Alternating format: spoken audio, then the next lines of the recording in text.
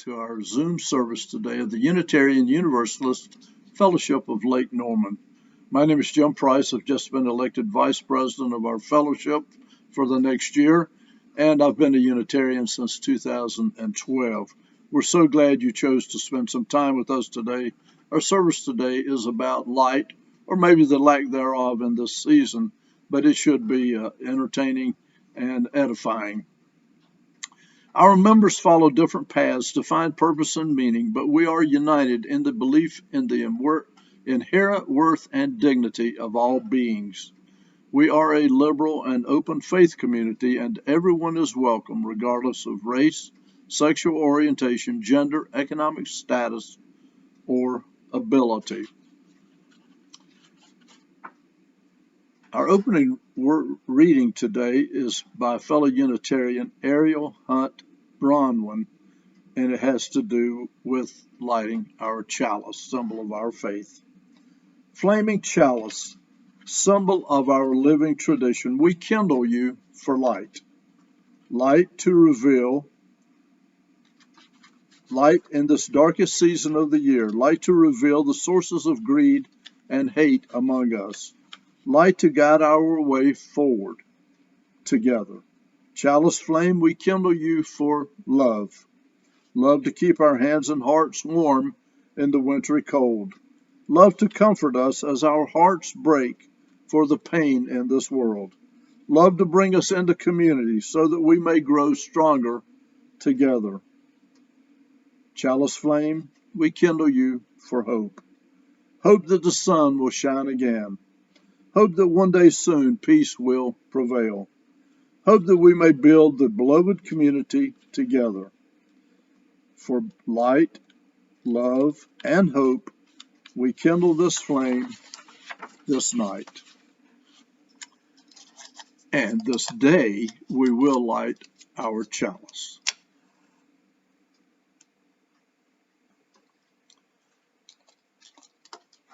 We light our flaming chalice to illuminate the world we seek. In our search for truth, may we be just. In our search for justice, may we be loving. And in loving, may we find peace. A new addition to our Zoom service today will be a short story or a story for all ages, often referred to as a kid's story, but often just as beneficial for the big children, us. It'll be presented by our RE teacher, Autumn Nilsson. Please help me welcome Autumn as she presents The Shortest Day. A story for all ages. The Shortest Day by Susan Cooper and illustrated by Carson Ellis. Read by UU Fellowship Lake Norman's Children's Program.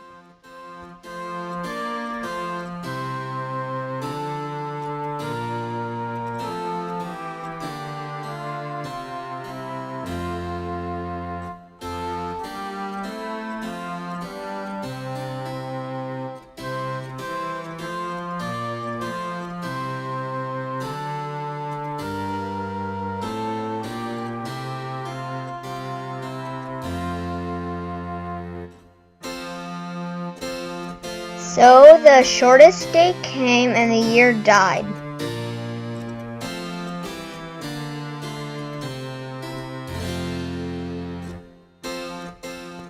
And everywhere down the centuries of the snow-white world came people singing, dancing to drive the dark away. They lighted candles in the winter trees. They hung their homes with evergreen. They burned beseeching fires all night long to keep the year alive. And when the New Year's sunshine blazed awake, they shouted, reveling.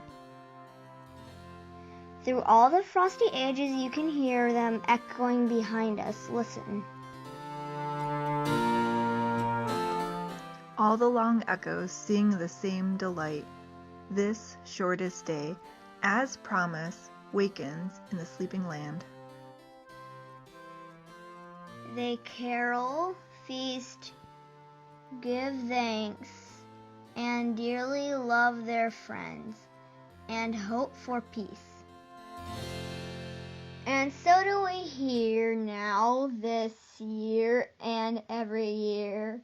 Welcome Yule. Our speaker today is no stranger. It's our own Laurie Walker. Laurie is a founding member of our fellowship. She is our lay minister.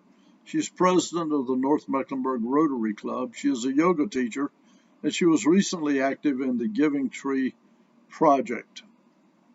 The title of her presentation today is Coaxing the Light, and she describes it thusly. On the winter solstice, with stories and music, let's usher in the returning light, no matter whether flame light, starlight, the emerald light, or the sacredness of light itself. Her messages are always on point. I feel blessed whenever I hear Laurie speak, and thus I always look forward to what she has to say. Please help me welcome our speaker today, Laurie Walker. Hello, good morning. Happy Winter Solstice. Today our reflection is called Coaxing the Light. And we'll start off with a song called Light is Returning. Light is returning, even though this is the darkest hour. Earth Mother is calling her children home. Let's keep it burning, let's keep the flame of hope alive. Make safe our journey through the storm. One planet is turning, circle on her path around the sun. Earth Mother is calling her children home. Light is returning, even though this is the darkest hour. No one can hold back the dawn.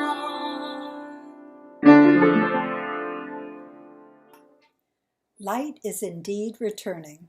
On this winter solstice, we usher in the returning light. No matter whether flame light, starlight, the inward light, or the sacredness of light itself. Traditionally, solstice is a time of expectancy, as the longest night leads to the return of the sun. The word solstice comes from the Latin word sol and sister, to stand still. So loosely translated, it means sun stands still. For a few days before and after the solstice, the sun's path across the sky appears to freeze. The change in its noontime elevation is so slight that the sun's path seems to stay the same or stand still. This year, people in the northern hemisphere are in for a once-in-a-lifetime millennium treat tomorrow, December 21st. Jupiter and Saturn will meet in the Great Conjunction and create a vibrant winter star. It is the closest they will be seen in the sky for nearly 800 years.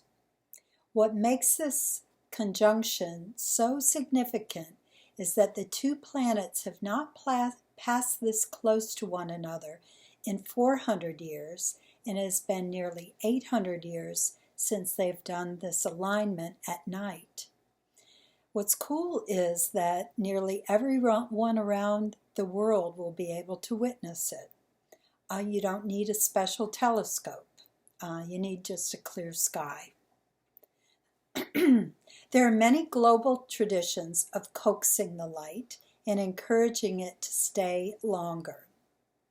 For centuries, cultures have celebrated the winter solstice as the rebirth of light. All over the world, cultures separated by time and great distances built structures that aligned with the sun on the solstice, such as the Great Pyramids, Stonehenge, Newgrange in Ireland, and more. Many religious traditions celebrate the birth of a god or goddess near the time of solstice. St. Lucia, the goddess of light, adorned with a crown of candles, is honored this time in Scandinavia and to carry people through the darkness. The Egyptian god Horus, the Persian god Mithras, the Japanese god of sun, and the Indian queen of heavens, Sarasvati, are all celebrated during solstice. And of course, in modern Christianity, honors the birth of Jesus just a few days after solstice. In pre-Christian Scandinavia, the feast of Yule lasted for 12 days, celebrating the rebirth of the sun and giving rise to the custom of burning a Yule log. Here's a Yule story from this tradition. The story is told that in the beginning there were two gods who were brothers. And like many brothers, they struggled with each other for ascendance and power. One brother was made king of the forces of light, life, and warmth. He wore a crown made of green oak branches and brought with him all growth and vitality, fertility, and abundance. He was called the Oak King. His brother was the king of the forces of death, cold, and darkness. He wore a crown of prickly holly branches and brought with him all withering and decay, stillness, and hibernation. He was called the Holly King. The brothers were identical in strength, and so year after year the same pattern was repeated. Each year the Oak King would grow strong and mighty during his time of dominance. The light would gradually increase, bringing it warmth and abundance. But each year, at the height of his power, he would be thrown down by the Holly King. In the wake of the Holly King's victory, the light would gradually wane. As it did, the cold would come and the land would go dormant. But at the height of Holly King's power, he would be challenged again by the Oak King and would fall. And the cycle would repeat itself like our seasons, again and again and again. Alone the brothers were equals, but soon there came a race of beings known as people. The people watched this cycle, and pretty soon they began to take sides. The people loved light and warmth, and they feared darkness and cold. And so each year they would celebrate the victory of the Oak King, but they would mourn the victory of the Holly King. When the two struggled with each other, the people would lend their strength of their voices and their bodies and their minds and their spirits to the Oak King. But the Holly King was without their support. And so time went by. Over time, the people's adoration of warmth and light only grew. And so they began to invent ever new ways to find light in darkness and warmth in the cold. And finally, if they wished it, they could spend all their time in the light of day. They could be warm all year long. But their efforts to stay always in the light and the warmth were not without consequences. Generations passed, and generations again, and the people did not at first notice the shifts in the balance. But finally, they could ignore it no longer. The people began to notice that darkness was disappearing from the land, driven out by millions of lights the people had created. Animals, birds, plants, even people began to suffer the effects of light, unbalanced by darkness. But it was not just darkness that was disappearing. Cold began to flee too. The whole world began to get warmer. Summer began sooner and lasted longer. Ice that had been frozen far longer than the longest memory of the oldest person in the land began to melt.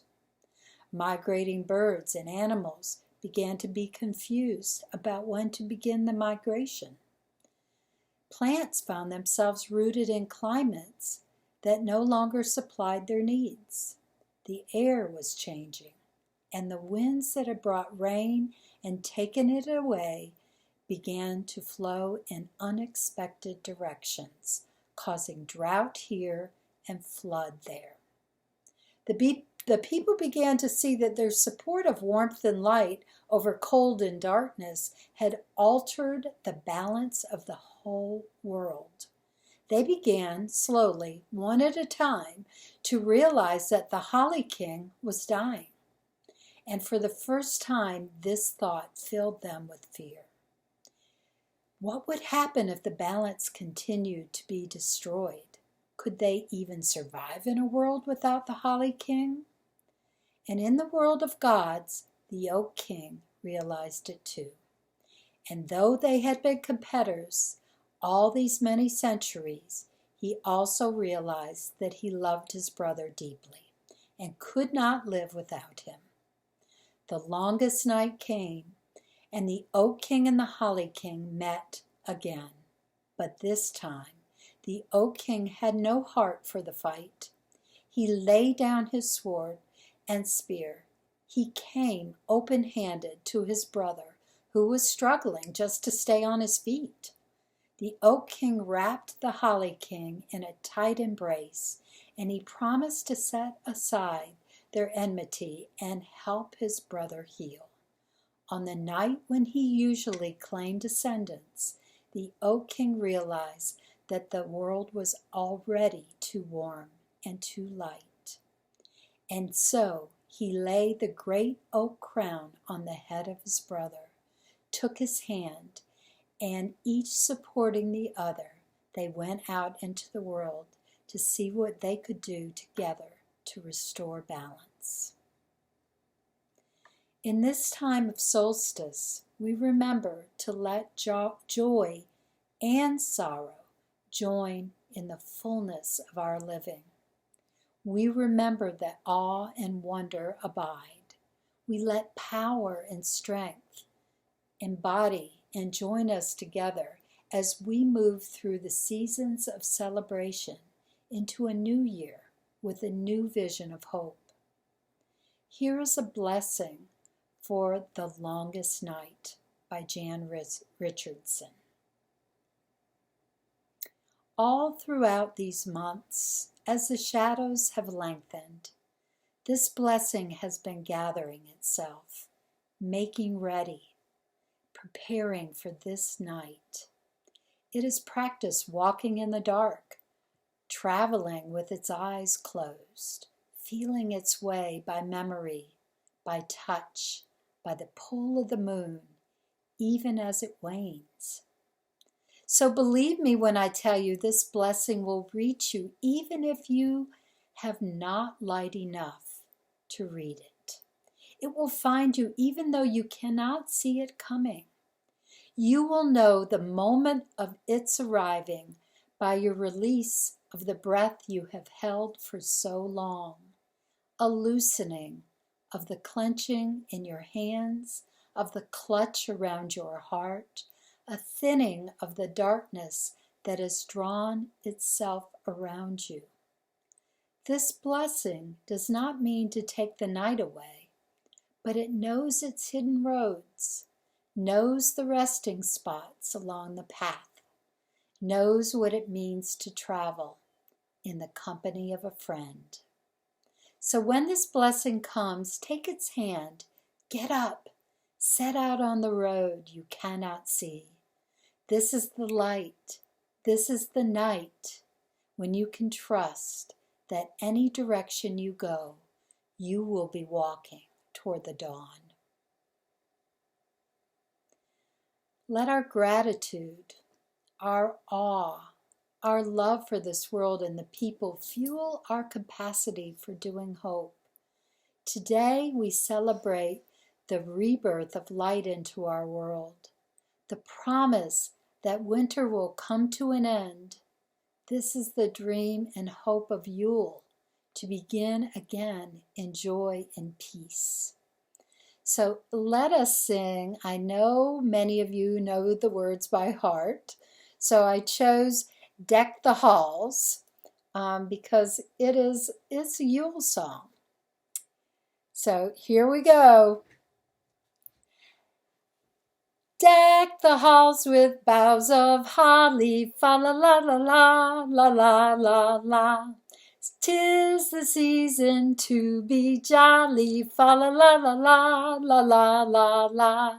Don we now our gay apparel, fa la la la la la la la la.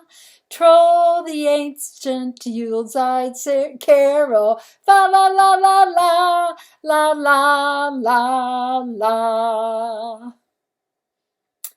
After tomorrow, December 21st, which is the longest night and the shortest day of the year, our days will grow longer as the sun's path begins to advance northward again.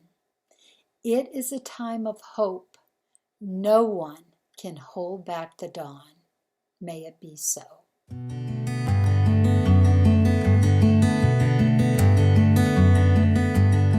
Greetings, everyone.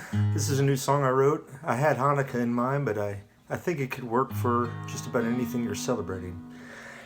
Light the world around you, let your heart be free. Light the world around you, so everyone can see. Light the world around you, gather seeds to sow. Light the world around you, and let it overflow. I saw the waves come crashing on the tranquil shore. It breached the levee and it rolled up to my door. A wounded man arrived, his face was turning white. I lit a candle and it burned out through the night. Light the world around you, let your heart be free. Light the world around you, so everyone can see. I saw a rich man and he built a mighty gate. I saw a lonely child locked inside a crate. A group of people, yeah, they turned their heads away. The sun was setting and the sky was turning gray. Light the world around you, gather seeds to sow. Light the world around you, so everyone can know.